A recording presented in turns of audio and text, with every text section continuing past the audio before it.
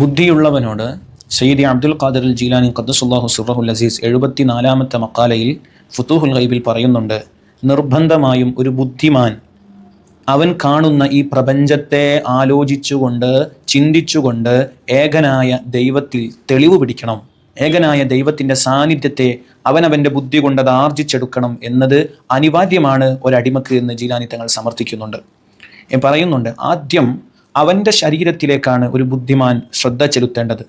അങ്ങനെ അവൻ്റെ ശരീരത്തിൻ്റെ വിശേഷണങ്ങളെയും അതിൻ്റെ തർക്കീബാത്തുകൾ, അതിൻ്റെ ഘടനയെയും ഒക്കെ അവൻ നല്ലതുപോലെ ചിന്തിച്ചുകൊണ്ട് പിന്നെ ഓരോ ജീവികളെയും, വിശുദ്ധമായ ഖുർആൻ പ്രത്യേകം അത് നമ്മെ ചിന്തിക്കാൻ വേണ്ടി പറയുന്നില്ലേ, അഫലാ യൻദുറൂന ഇലൽ ഇബിലി കൈഫ ഖുലിഖത് വഇലസ് സമാഇ കൈഫ റുഫിഅത് വഇലൽ ജിബാലി കൈഫ നുസിബത് വഇലൽ അർളി കൈഫ സുതിഹത്. ഓരോ മൈന്യൂട്ട് വിഷയങ്ങളെയും നീ ഈ കാണുന്ന മുഴുവൻ സൃഷ്ടി ചരാചരങ്ങളിലെയും ചിന്തിക്കണം. ആദ്യം നിന്റെ ശരീരത്തിൽ ചിന്ത കൊടുത്ത് പിന്നെ മുഴുവൻ മഖ്ലൂഖാത്തുകളിലും നിന്റെ ചിന്ത കൊടുത്ത് മാറി വരുന്ന മുബദാഅത്തുകൾ, പല വിധത്തിലുള്ള അത്ഭുതങ്ങളിൽ, പല വിധത്തിലുള്ള പുത്തനാകുന്ന വിഷയങ്ങളിലൊക്കെ നീ എന്ത് ചെയ്യണം?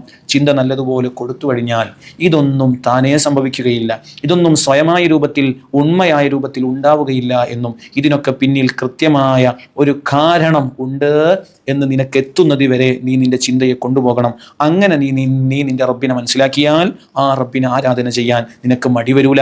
ആ റബ്ബിന് വഴിപ്പെടാൻ നിനക്കൊരിക്കലും ഒരു വിധത്തിലുമുള്ള മനസ്സ് നിന്നെ സമ്മതിക്കാത്ത ഒരവസ്ഥയും വരികയില്ല എന്ന് സയ്യിദി അബ്ദുൽ ഖാദിർ ജീലാനി ഖദ്ദസുല്ലാഹു സിർറഹുൽ അസീസ് നമ്മെ പഠിപ്പിക്കുന്നുണ്ട്. അതുകൊണ്ട് നല്ല ചിന്തിക്കുന്നവരിൽ നമ്മൾ പെടണം. അല്ലാഹു തൗഫീഖ് നൽകട്ടെ.